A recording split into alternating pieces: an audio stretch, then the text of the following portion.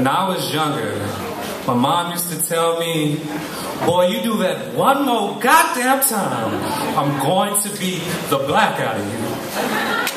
As if it was possible.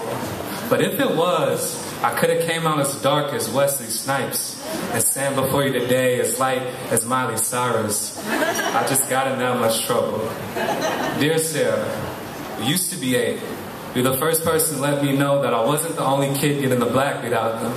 It took me much longer to figure out that your case was very different from mine. For instance, I learned parental guidance from the pinch of fingers, the pull of ears, the tug of skin, from the snap of switches, belts, rulers, from the slap of open hands, extension cords, Payless shoes, and even dog leashes. But Sarah, you learned parental guidance through closed fists and closed lips. Your father gave up boxing, but never the habit of turning people into punching bags. You learned never to wear short-sleeved shirts. You learned domestic abuse like the back of your father's hand back then, when I couldn't quite understand why your father would be touching you in places that only swimsuits should cover. I had no idea that you were drowning. I was too busy trying to keep my head above water to rescue or even call for help. I'm so sorry. I was young and didn't quite understand how sensitive men could be. Dear Ben, you used to be 10. You were the second person to let me know that I wasn't the only kid getting the black beat out of them, and the first person I would call after I got my shoes stolen.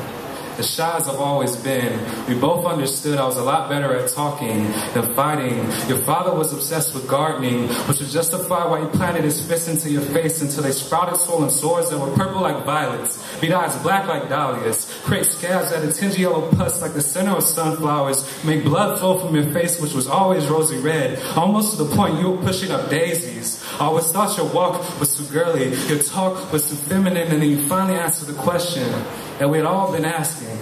When you received your first kiss from someone of the same gender, I told you, I don't care that you're gay. I just don't want people to think I am too. I don't think we should hang out anymore. I'm so sorry. I was young and didn't quite understand how insensitive this man could be. I keep rewriting these letters, even though I no longer have the addresses for the people I need to address. I keep revisiting these memories, trying to beat the black out of them, shed some light on them. At least then they wouldn't be as dark as I remember them. I always try to beat the black out of memories like these, but I always end up beating myself up first.